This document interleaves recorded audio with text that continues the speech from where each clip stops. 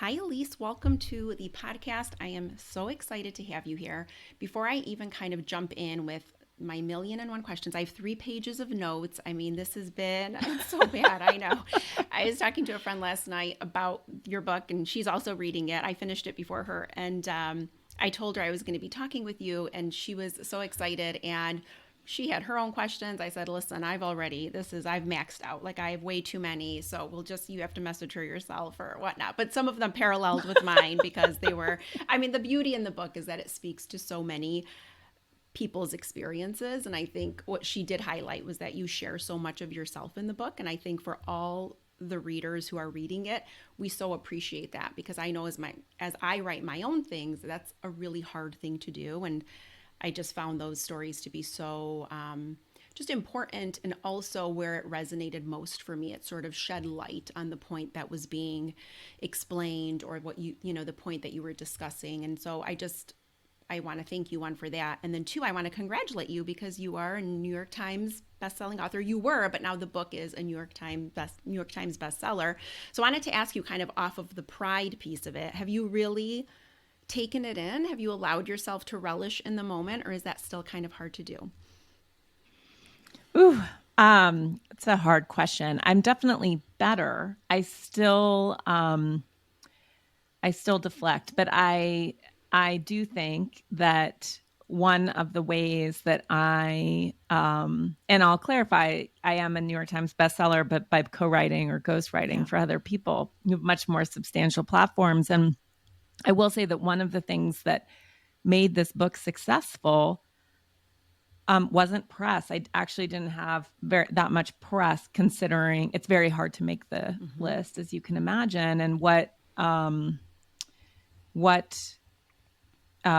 made the list happen for me was women such as yourself talking about the book, sharing it with friends, choosing it for a book club. It's this audience on Instagram that, I've been talking to for years, and podcast listeners. And so to that end, it's made it much easier to accept because I feel like the people who made it, like we did it Yeah. together, and that the people who made it a New York Times bestseller are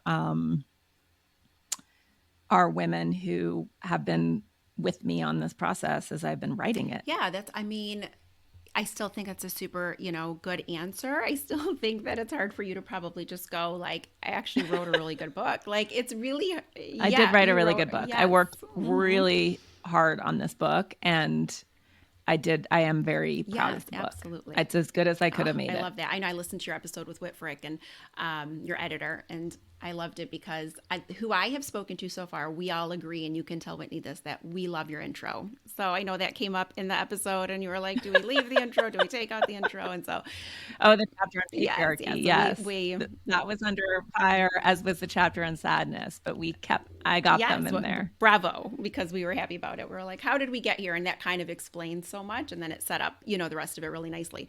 So for people who are not familiar with the book, can you kind of talk a little bit about, I was curious to know sort of, like what kind of drew you to this book? Like what was it that made you say, this is the book I want to write? And how did you kind of come up with the idea of structuring it around the 7 deadly sins?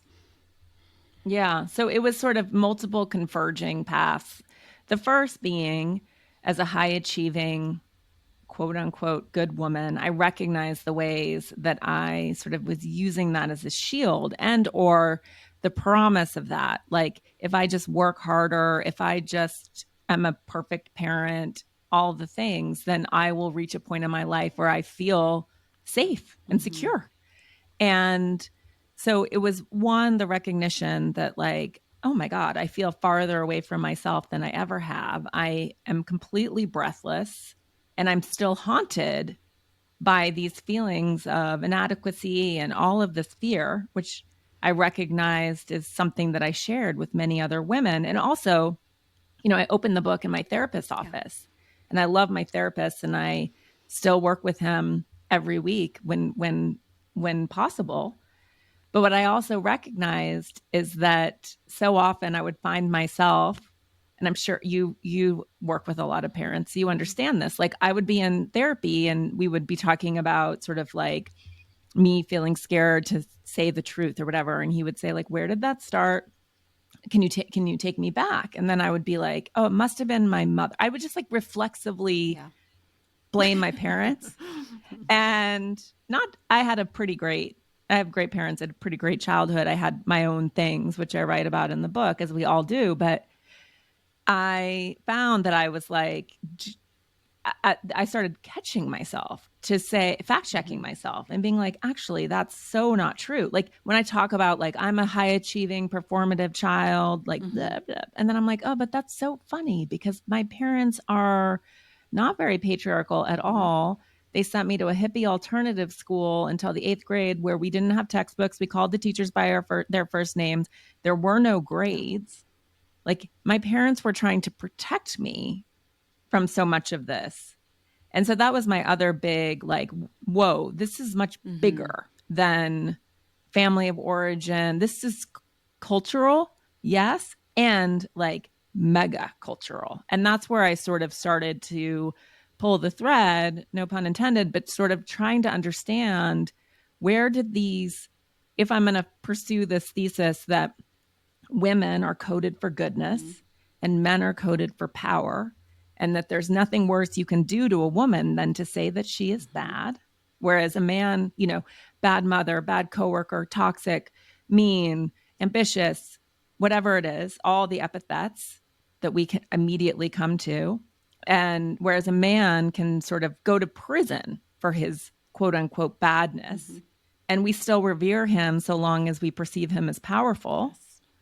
And so and the book is not about men, but they're involved because, the book is about patriarchy and how hard it is on all of us and how it shows up depending on our gender in different ways. But I wanted to trace that back. Like, what are these codes of goodness and where did they come from? And where I ultimately, I was like, good women are never tired. They are always subjugating their needs to other people's wants. They have no appetite, no desire, sexual or physical in any way. And they don't need any praise or attention or affirmation. And they're never upset about any of this. Right. And then that's what led me to like, oh, I recognize this list. This is the 7 deadly sins. And I wasn't raised in a religious house. I didn't choose to abide by them. I didn't say like, these are my beliefs. This is a sin. Like that's foreign language to me in many ways. And yet, as I looked at them, I just had this holy, bananas moment of this is a punch list. This is our scorecard for women. And because culture is so contagious, because we pass it on like a virus, because it's so much bigger than any of our parenting, we know that. Like you can limit your child's screen time. Doesn't mean that he's not going to be exposed to culture. Right. Because of that, I realized like these are all not only in us, but invisibly, insidiously in us without our complicit agreement. I didn't say like, I subscribe to this. I believe in this for it to hold me in its thrall. And so this is what I'm controlling myself. This is how I'm pushing myself to conform. And then in turn, I'm pushing this code of behavior on other women. Yep. Because if I am an abide, you better abide. Right. That's exactly right. And I think you must have been like doing a Q&A or answering questions. And this was right when you announced that you were going to write a book under your name. And I had asked, what is the book about? And at that time, I don't think 7 Deadly Sins was brought up yet, but you had answered and you said it's kind of about like the idea of the way women police themselves and as a result, how we police others. And you kind of explained it, in a real succinct way. And I thought to myself, oh my gosh, that's so interesting. I don't do that. Like it was an instantaneous, like I almost had to make sure, like not me. And not me. Right? Like not me. I know. Like hashtag women supporting women. Right. Hashtag female empowerment. Exactly. Yes. Part of our code, our shield of goodness. So I remember going like, oh, that's very cool. I don't do that. And then I wonder who those women are. So I think you break it down really nicely. Like we could start with envy because I think that's exactly kind of what we're getting at. But it is really that idea of, it's not really like, I think when we hear the word envy, and I've I've seen you, I've read other things that you have written about envy, and it's not necessarily like this malicious, like I'm jealous, I want to take her down. It doesn't feel like that. It comes up in a much more subtle way. And you describe it in Yeah. the book really nicely with a lot of great examples, but it's almost like when you catch yourself saying something like, she just bugs me, or I don't like the way this her voice sounds, or I just something about her. Like there's always this kind of really small thing, and then we kind of decide that that's why we just aren't a fan of that person or we don't like that person.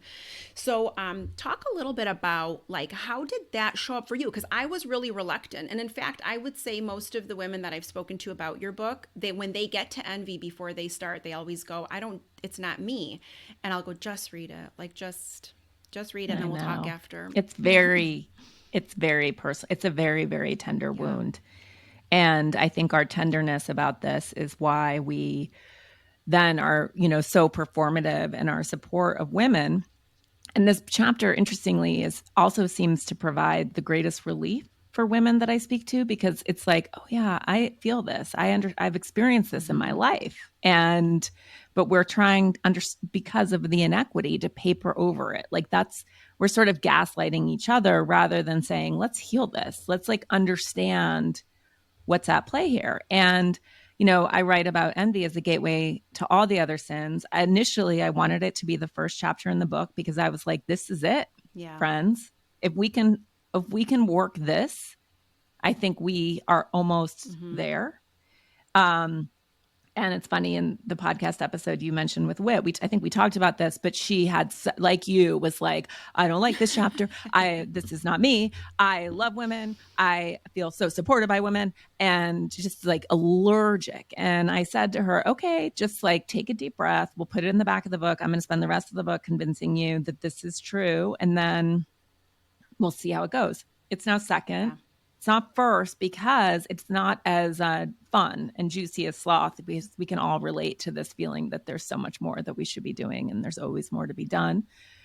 But it's in the front because it is, I think, the most essential sin for us to contend with, because it is entirely aligned with what we want Mm-hmm. and the way that we have not been coached, and it hasn't been modeled for us to even acknowledge that we have our own wants, because we're so in pursuit of this selfless, needless servant to the world, servant to our children and our families and whoever Yeah. needs us. Like that is the ideal woman. So we don't know. And we don't know what we Mm-hmm. want. Some of us can't even say, I mean, I do this all the time. What do you want for dinner?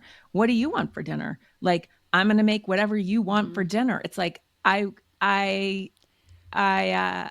we, on every level of our Yeah. life, I think we don't necessarily act out of what we want. We're so used to being like, it doesn't really matter what I want. I want my kids to Yeah. eat. I want my Mm-hmm. husband to For eat. sure. Yeah, and the more Small easygoing, yeah, the more example. easygoing you can be, the more Yeah. desirable and the more likable and all that kind of stuff. Yeah. Yeah.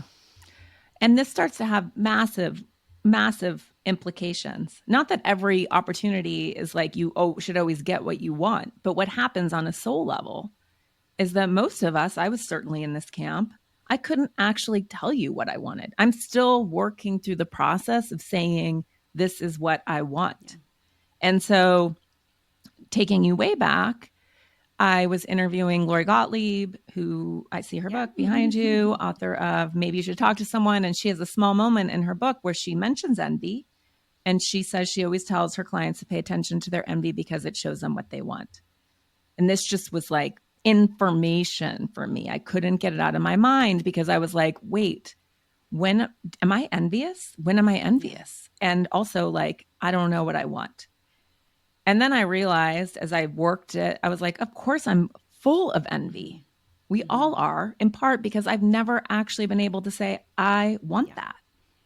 And so I haven't been able to sort of reverse engineer this because I'm so confused, not because I don't have envy, but because my instinct, like you, like at the beginning of this, or all the other women, is to be like, I don't have that, Mm-hmm. repress, Mm-hmm. suppress.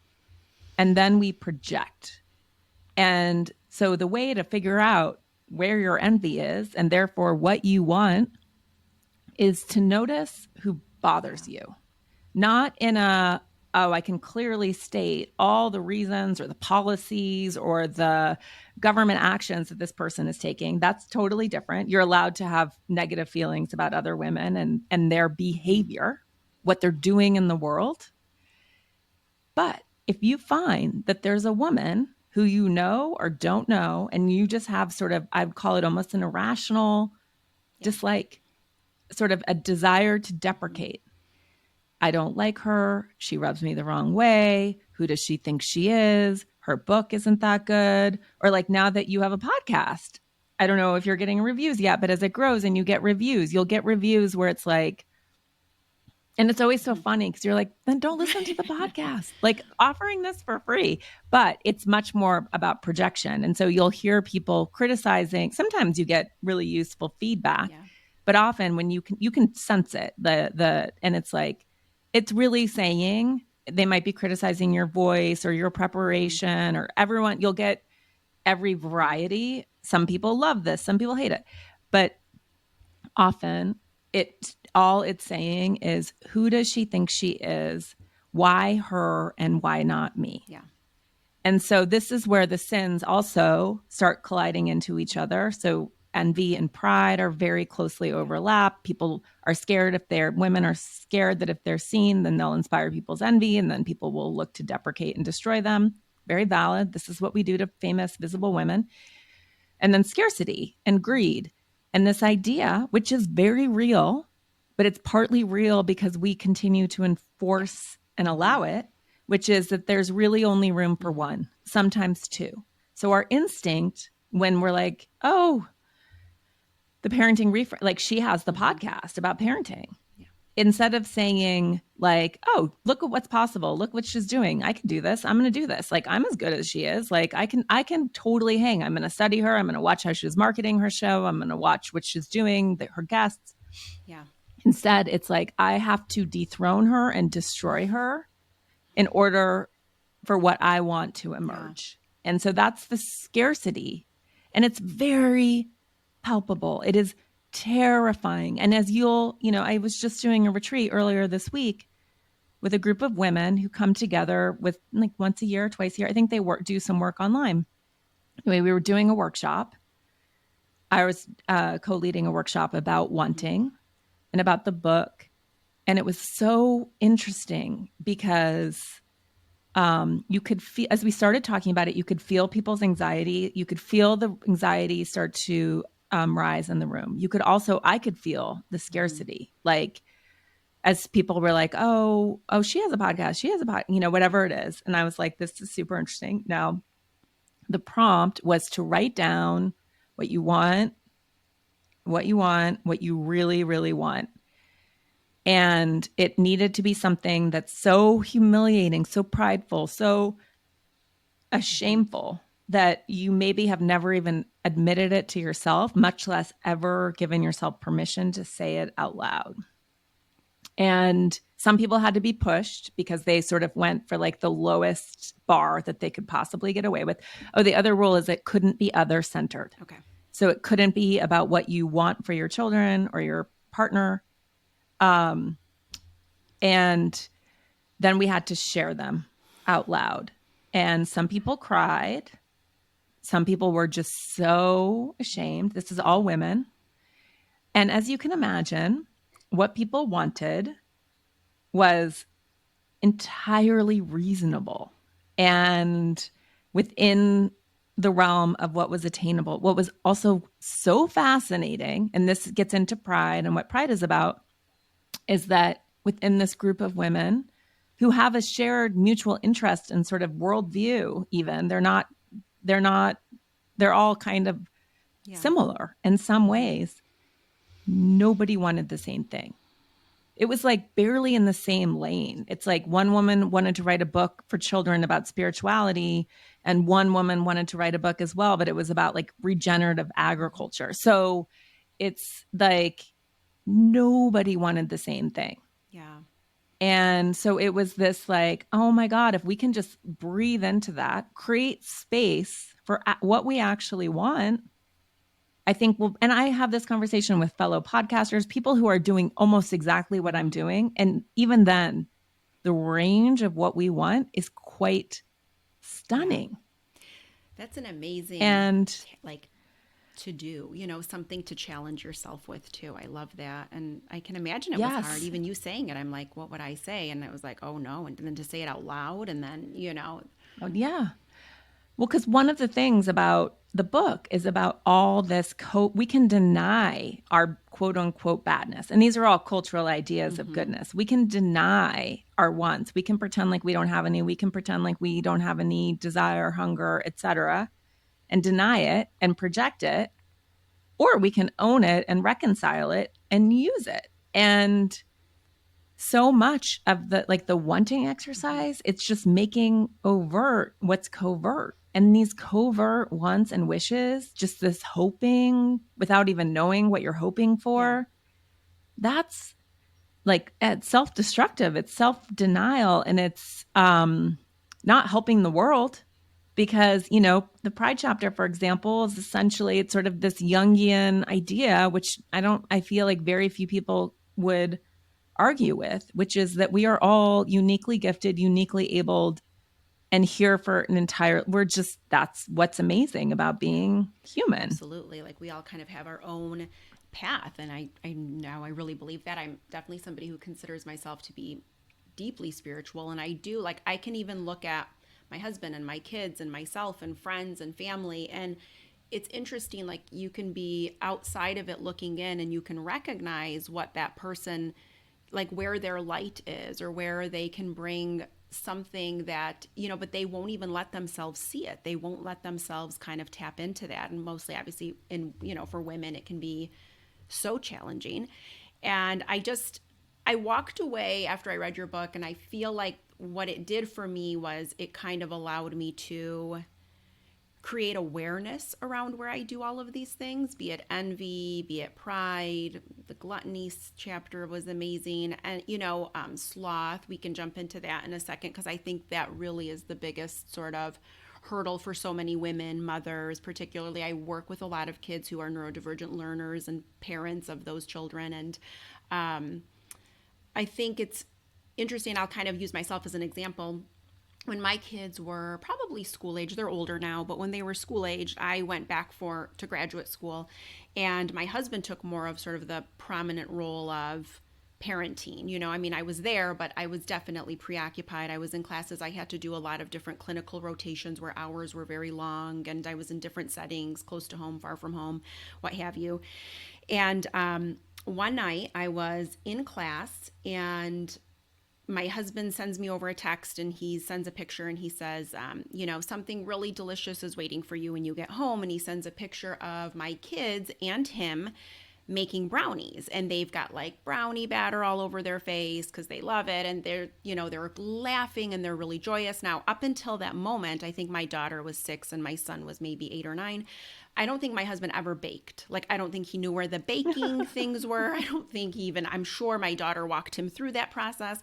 So, anyways, I should have looked at that and felt such joy and been really excited and felt so happy. And instead, I looked at it and I literally had to excuse myself from class, and guilt, came over me. And I kept thinking that was supposed to be, I should be home baking with them. Why am I here? Who goes to graduate school when they have kids? Why? Like, I mean, I was just all of these kind of, I would just say things that I was subscribing to unconsciously about what my role was or how I could achieve what you would describe as goodness, particularly as a mom. And it took me a minute to sit with it and go, like, what are you doing? Like, this is a really great moment. Like, you are getting in the way of it. These thoughts, these things that you're telling yourself, like, they are happy, they are content. And I would argue that for my husband, it gave him the freedom to parent without me kind of hovering and going like, what's everyone doing, and this is the rule and this is what we should do. Like, it really just allowed him to kind of jump into that role in a much more fluid and easier way. And so, anyways, I just remember looking at that. And so from that, one of the things I work with parents on is something I call PAR, and it just stands for pause, acknowledge, respond, reflect. And I came up with that for myself because as my kids started to get older and I would run into these moments, I was not giving myself the permission to take care of myself or listen to my needs. I was just subscribing to these beliefs about what it means to parent well, what it means to be a good mom. And that was it was just impacting all of my decisions as a parent. So a lot of times, like when I was reading through Sloth, I want to highlight one section that I think it's so pertinent to a lot of the moms that I certainly work with. You're describing, let me find the page. You're describing how you sort of are wondering how much is yours to think about and how much is Max. And shoot, I'm going to find it, Mm-hmm. and the fact that he might have ADHD or he has dysgraphia. And you're wondering, is that because of you? Or is that because that is really what he just has? So I'm just going to read it back. I now know he has an auditory processing Okay, disorder. I was just gonna say, like, it being my speech therapist hat was going to Yeah. jump in, but that's I don't want. I gotta stop diagnosing people. It's a bad, very bad habit. Okay, so you're right. Yeah. After all, there is no A/B test for raising a person. No assurance that everything will be okay. How many hours are required to raise a perfectly parented child? When do you know you're done? Asking for a friend. But how do you avoid careening from feeling entirely and abjectly negligent to pathologizing your kid on the basis of what you were apparently too busy to see? I wonder if my 8-year-old has ADHD or dysgraphia, or if he struggles to spell because I haven't put in the hours, tugging him along on the path to academic excellence. I don't know where he ends and I begin. What's my responsibility or his fate? I don't know who to blame or credit. What's more confusing is how alone I feel swimming in this anxious soup of parenthood. I thought that was so poignant. I think you described what several mothers who are experiencing something similar are feeling. I have so many moms that I work with that have children who have autism or ADHD, or just might have, there doesn't even have to be a diagnosis. Like you say, we love to pathologize, and they can't even talk to other mom friends about it because they feel like they're clearly alone in this category. No one is going to understand the challenge. Nobody is going to understand sort of the day-to-day struggle that they might go through, and who do they turn to. And so I thought that was the idea of like what's for you to carry and what really is theirs, and how much do you guide. and Mm-hmm. and I will say, one of the most frequently asked questions I get is, how many hours a day am I supposed to be, what's the right amount of hours a day to spend with your kids? And I think it's a really interesting question. I'm always like, I wouldn't worry about the amount of time. Consider how your time is being used with your kids. Like, that's what I would be thinking about more than anything else. And I don't always think, I think we do a lot as parents. We're overdoers as parents, Particularly now. far more Yeah. now. Yeah. Far more Mm-hmm. now. It's such a, I think about my childhood. It's not that my parents didn't spend a lot of time with me, but because they did. And certainly, but I mean, nothing like the expectations of me and my husband. For my parents, it was like, go Yeah, outside, go read a book. totally. Like, we all had dinner together every night. That was great. I mean, my parents were certainly present, but it was nothing like the intensity of Yeah, I today. agree. And I say I do more than my parents, and I do far less than what I see around I know, me. it's so interesting. I call it pressure cooker parenting. It's like, I don't know where it's like, I'll give an example. I was working with a parent and she was about to have a baby, and she's got two other girls. And she said to me, I want to make sure these last 2 months before I have the baby, we are doing a ton of good things. I'm spending all this time with them, and we're going here and going there, and we're really maximizing these last 2 months. And I was like, okay. But she had a lot on her plate with other things. And I said, it's interesting because if I was to tell you what I think your girls are thinking, I don't think they're like, Mom and Dad better bring it before this baby comes. Like, I don't think they're holding you to that standard. I just think if you're there and they're playing and they're content, like, kids don't need a lot. They really don't. But I think No, we've become a society where we're looking around and it's like, oh, well, parent A over there is doing this and this and this, and they're posting about it, and it looks so beautiful, and I should be doing that. And all of a sudden, there's like this compare and despair kind of notion to parenting. And the truth is we're missing so many like good things as a result, right? Kids aren't playing alone. We're not establishing more kind of time for creativity, problem solving, unstructured play. In America, particularly, we already have too many adult led activities. So I feel like when kids are home, as a parent, just give yourself permission to let them be and let them play and let them keep yeah. themselves busy. And maybe this is, I don't know. This is just occurring to me, but as we're talking, like also to be experience Yeah. loneliness, which I think is an essential part of being alive. And I know that we have a loneliness, quote unquote, loneliness epidemic. And so I'm not suggesting, and I know people are lacking close friends, like I'm not diminishing that suffering, but I also feel very aided by a childhood where I spent a tremendous amount of time alone. I would say not alone because I was in Mm-hmm. nature and I had a Yeah. horse. I had a great childhood, but I didn't have play dates. There was like some distant neighbors. And it has been of great benefit to me to be someone who can, when I'm traveling and I travel a fair amount, I have no problem. I Mm-hmm. enjoy eating by myself at a restaurant, which I know is like awful for some people to consider, but I love it. And I bring a book, but often I don't even read. I just watch people and just hang out. It's like being with people, But but not. being alone. But I do think that like we kids need to remember that like you can be great Yeah. company to yourself. Absolutely. And we just have to give enough opportunities for it. And I think what I would say about that in terms of like through the lens of parenting is because we're so uncomfortable with loneliness ourselves and because it's really hard for us to be alone with ourselves when we see our child alone, the it almost compounds that discomfort inside of us, so we have to remedy it. It's almost like, well, it's bad enough if I have to be alone. I can't stand how this feels, but I'm certainly not going to let my child feel that way. And then we are trying to fix something that doesn't need fixing.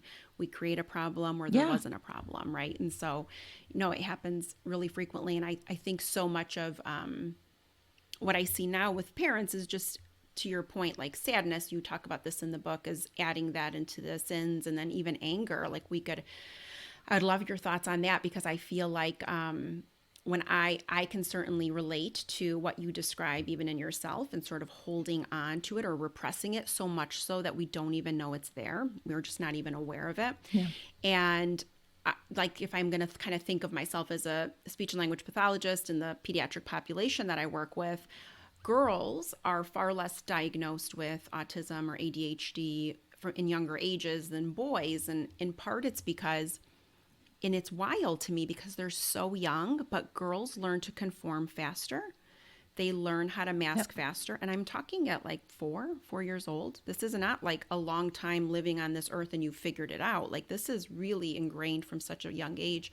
And boys express that anger or express that frustration in a way that might start to make us go, what's going on? Like that doesn't seem, something might be going on there. And it starts to grab our attention. And then we dig and look a little bit further.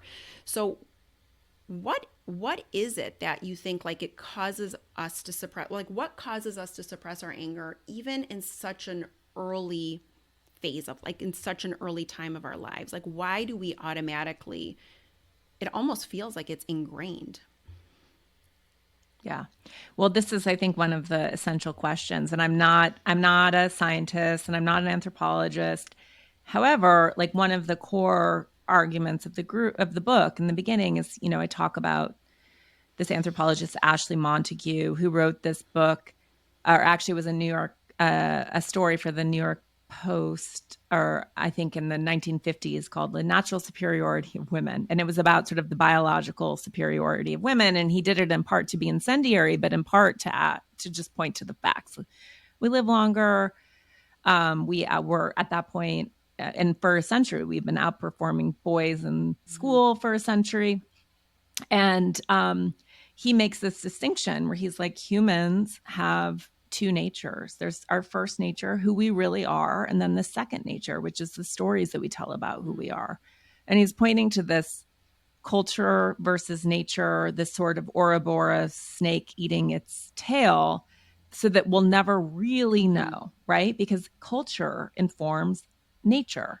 And we'll never have people who are raised completely outside of culture to say, oh, this is like what we even understand epigenetics Mm-hmm. now in the way that we inform future generations. So it's impossible to know what a girl is versus a Mm-hmm. boy outside of Right. culture. And so, but what happens is that you get these emergent differences, right? You get girls who are obedient, compliant, and suppressive of all of their inner aggression, and you get boys who have no, or who are incredibly overt. And then we say, oh, that's because girls are just different. This is who girls naturally are, and this is who boys naturally are. And it's just a hormonal wash and difference. I think that's really hard. I think I always want to push against that. One, we see such a wide variety of people. I think it's really hard to class anyone just by something as basic as gender. And now we understand gender is just a construct anyway. But I think you think of these 4-year-old girls who, and again, this is why like you can parent, but you can't overcome culture. And you have girls who are like, all you're mirroring, you're looking, you're like, what is a girl? What is a woman? How does she behave? What does she wear? Etc. Like it's impossible to take someone out of that environment. And so to go to anger, and I think that now kids these days, I'm sure, are being raised in a much more social, emotional, literate way, hopefully. And hopefully they'll learn how to have healthy conflict, which we as a country, certainly as a world, are struggling with. We cannot have healthy conflict. It's all polarized and binary, and we're all against each other. It's awful. And but with kids, what happens, and this is Rachel Simmons, who wrote Odd Girl Out, who writes a lot about this, but very early, and who knows when this really starts, but kids have a lot of natural aggression. We all have a lot of natural aggression, anger, fear, joy. Like these are our sadness. These are our core emotions, right? And, but with boys, that anger, that aggression, which might be related to someone or something, or just might be innate to that day, they are allowed to push and yell. It's part of like what we expect of boys, right? Overt aggression, whereas girls don't do that. Girls don't push, they don't yell. You do that, you're deviant. You're like the freak on campus, right? So girls are taught to it's all corralled and marshaled into social aggression, into covert aggression, whispering, gossiping, alliance building, leaving people out. Boys are certainly capable of this too, but this becomes so primary for girls. It's mean girls, it's queen bees and wannabes. It's like, and then it becomes even more ingrained where we say, well, that's just how girls are. Right. They're just catty. They'll just stab each other in the back. Well, not most of us don't have access anymore to that aggression. Like we don't have I don't know, maybe we don't even have the neural pathway to say, oh, I'm just going to let it rip because we haven't, it's not modeled for us. We've never developed our voices. If anything, it's like we're cut off from it and it just lives in our body unexpressed. And we hate, culturally, we hate angry women. Right. Hate for sure. angry women. For sure. I totally agree. I know it's an interesting thing. And certainly I know I don't mean all boys and all girls. I don't mean to speak in complete generalizations. I've obviously worked with girls who might struggle with aggression and then boys who are very good at masking too. So, but in large, it's just interesting when you look at the statistics and the research, girls are not being identified or recognized as young as boys are. And and then you could get into, people of color and minorities. And there's a whole other kind of discussion there. But before I let you go, I wanted to kind of touch a little bit more on sloth as a mother of a now 17-year-old daughter. And I have a 20-year-old son. So it's interesting to see sort of how the two of them navigate the world after reading your book and really thinking about how these ideas permeate and how they present. And I wrote a newsletter in Substack, and I mentioned the book, and I describe it. It was ironically like literally as I was reading the section on sloth, I'm in the kitchen in this like kind of sitting on the chair, and my daughter and her best friend, it was 2 days after school let out. Finals were tough and hard, and they had just finished finishing off a hard semester, and they're both talking to each other, and I'm like verbatim going to tell you what that conversation sounded like as I was reading Sloth. They're both 17, and one goes to the other, hey, I slept in today. And the other says, I know, me too. And they go, okay, listen, this whole summer, we're not just going to spend time sleeping in and wasting our day. keep each other, we have to keep each other accountable. We have to go to the gym. They already had summer jobs lined up. Both of them were already set to go in terms of like working and making money, whatever. And they were like, okay, good. So tomorrow, 8:30. Yes, 8:30. And I was like, what is going on? I have never, my husband and I both have never overtly said to either kid, like, come on, keep it going. You guys don't, you can't just kind of sit back and waste the day. And although we appreciate a good work ethic, my husband and I are both kids of immigrants. And I think when you have a very unique experience as the child of immigrant parents, because work is everything, and like you have two choices in America, you're either going to work or be a loser. Like it's very distinct paths that they outline for you, so you're so fearful that you start working from the minute you can. So my husband and I both very much have that story, and I wonder how much of that has come out inadvertently, right? Like not in an obvious way, but in a sort of subtle way. And so I was telling my husband about the situation. I said, you should have heard Hannah and her friend. Like they were, I mean, it was wild. It was like they were 2 days out of school. It hadn't even been a minute to rest. And then if I'm going to think of my son, I've never heard him feel bad about sleeping in. I've never heard him say, oh, I wasted the day today. Or, so I don't know. It makes me wonder, like, how do we stop it, or can we, or is it just in conversations like this and books like yours that we just have to have more of it so that we can start to really Mm-hmm. turn the light on and recognize where it's happening? Do you know what I mean? Yeah. No, I think it's that. I think it's interrupting the script or just becoming more conscious of Mm-hmm. it, of what's driving us. And in some ways, it's just doing deeper inquiry with ourselves and with each other. But again, it's so big and it's so, and the world is so Mm-hmm. scary and uncertain that I think too, it's like, I relate to your daughter. I was that Mm-hmm. person that sort of, now it's hard to say, oh, that didn't work in my favor because I've accomplished a lot in my life, but I'm very Yeah. tired. And I think about my summers and I'm like, why did I think I needed to have 3 Yeah. jobs? And um you know, it's hard, right? Because these are qualities that will probably serve her well. And Right. It's the but duality, it's right? that Mm-hmm. line. It's the Mm-hmm. duality. It's that like, make sure you are resting. It is, I hope you let yourself sleep Mm-hmm. in. Yeah.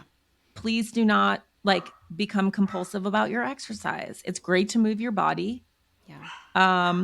But like do some walks, be gentle, like be kind to yourself. I think it's like also that it's like, does she have just an intense amount of energy and it needs to be expressed in the world? Or is she like already driving herself because she's driven by fear? Really? Yeah. I don't I mean, know. I think And it's, if I'm kind of thinking about her, it's not like a ton of energy. I think it is a fear based kind of, oh my gosh, I can't let myself sit still too long. I think there's yeah, some of that for sure. And she would agree. She would agree with me. But yeah, yeah, it's interesting because they're also at an age where they just think they know, which I think is part of it. I'm sure I was the same way. So when I said to them, you guys are so funny, like sleep in. That's like the point of summer, right? Like just sleep in. You guys wake up at 5:30, September to June here in Michigan at least. And they were like, no, like you would have thought I said like just cut your arm off. Like it was the way they fought back on the not letting themselves sleep in. And so I was like, oh, it's so interesting. And they did. And I'm not trying to say like they're, completely running on that hamster wheel nonstop, but it is a conversation that they have frequently. And I hear them all the time. And I can see the way my daughter perceives idle time versus my son.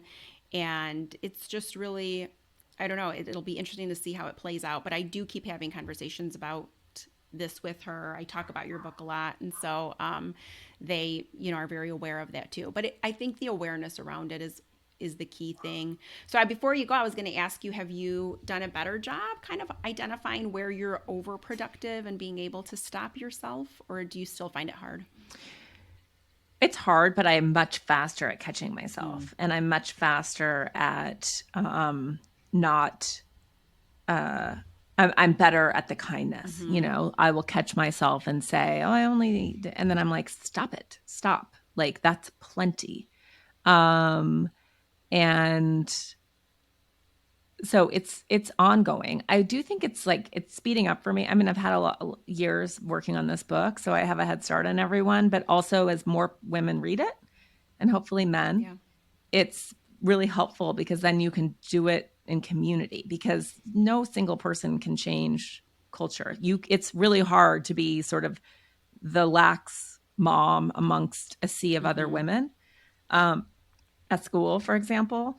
But when you sort of give everyone a framework and then you can collectively start to identify it in each other, that's when it starts to move, I think, much faster. And that's where it starts to be um, like a healthier balance for me. And also, sort of in my marriage, honestly, to be able to say, I recognize you're not putting this on me, but I'm putting this on me. And I need you to help me here and take this on, et cetera, rather than just sort of like this steaming, or I need you to process this with me. Like, I feel bad that like our kids are getting too much screen time. It's too much energy for me to be the only one. Like, can you help me? Rather than me being the sole driver of all of that in my house, for example, because my husband doesn't have the same anxiety, guilt, cultural trip put on him. He's a great dad. He's present. He takes them to school half the time. Like, that's Mm-hmm. great in our culture. Whereas for me, it's like barely passable. Yeah. So it's more just like giving me and hopefully other women a framework to sort of identify it, try to change the way I'm talking to myself, and then work collectively to say, like, for example, at my school, really progressive, wonderful school. But I'm like, why are we asking so many more women than men to do all this volunteer Mm-hmm. stuff? Just like slowly bringing everyone's attention back to things that then seem quite obvious, but are just sort of run of the Yeah. mill. Oh my gosh. Well, yeah, I think you're absolutely right. It's like those conversations, being able to say these things to ourselves, your book, your work. I think if people aren't subscribed to your Substack, they absolutely should be. As somebody who Thank has, you. I feel like I've been following you for a really long time, like, and really like loving all of it, obviously. But people who listen to this podcast know I've mentioned you multiple times. But this for me felt like the only way I can describe it is when the book came out, it just felt like a very joyous moment being able to be someone who's watched you in different careers and pivot and do different things. And it just felt like I was so happy for this moment for you. It just felt really right. And it felt very, it felt so cool to be part of your sphere and part of your world in some weird way. Like I kind of knew, like you had written that newsletter about creative grief, and I loved it. And it was kind of right before your book came out, and this idea of you kind of spend all this time kind of isolated creating and baking this wonderful thing, and now it's going to be out in the Mm-hmm. world, and the vulnerability that accompanies that is so hard. And you just did. I wanted to almost message you and say, I don't know if it's my sixth sense or my intuitive nudge here, but like, it's going to be really good, Elise. It's going to be really good. And then Thank I you. just, yeah. And so I didn't, and I thought, she'll know. She'll know. So thank you for your work. Thank you for all you do. Thank you. And thanks Thank for taking you. the time to be here. Appreciate it. Sorry for the. Thank you so much for joining me today. If you liked what you heard, don't forget to subscribe, rate, and review this podcast wherever it is that you're listening right now. And what really makes my day is if you share or recommend the podcast to a friend. It is the greatest compliment. If you have not already, head on over to theparentingreframe.com where you can subscribe to get my weekly newsletter, Parenting Skimmed. 10 sentences delivered to your inbox every Thursday to help you parent and live a better life. It's for the parent who constantly told me, I just don't have time to read. Make sure to come and say hi to me on Instagram at The Parenting Reframe. My DMs are always open, and I love hearing from you. Until next time, this is Albiona.